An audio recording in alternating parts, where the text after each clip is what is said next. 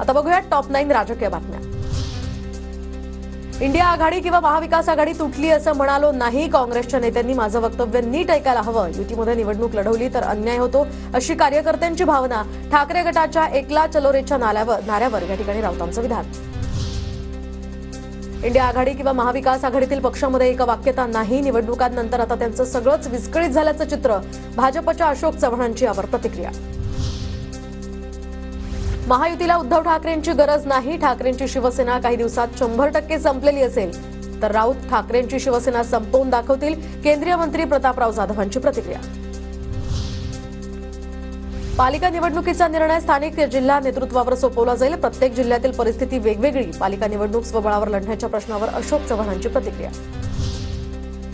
युतीमध्ये निवडणूक लढवली तर अन्याय होतो अशी कार्यकर्त्यांची भावना। कार्यकर्त्यांची भूमिका सांगितली। कुणाला मिरची लागण्याचं या ठिकाणी कारण नाही। काँग्रेस नेत्यांवर राऊतांचा निशाणा।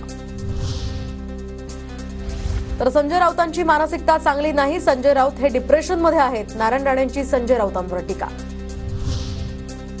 शरद पवार आणि मुख्यमंत्री फडणवीस यांच्यामध्ये फोनवरून संवाद तर महाराष्ट्रातील सद्यस्थितीवर दोन्ही नेत्यांमध्ये फोनवरून 15 मिनिटं चर्चा। छगन भुजबळ आज बुलढाण्यातील शेगाव दौऱ्यावर तर युवक युवती परिचय संमेलनाला भुजबळ हजेरी लावणार। शरद पवार गटाच्या खासदार सुप्रिया सुळेंचा आज परभणी दौरा। सोमनाथ सूर्यवंशी कुटुंबियांची सांत्वनपर भेट घेणार तर विजय वाकोड यांच्या निवासस्थानी सुद्धा त्या जाणार।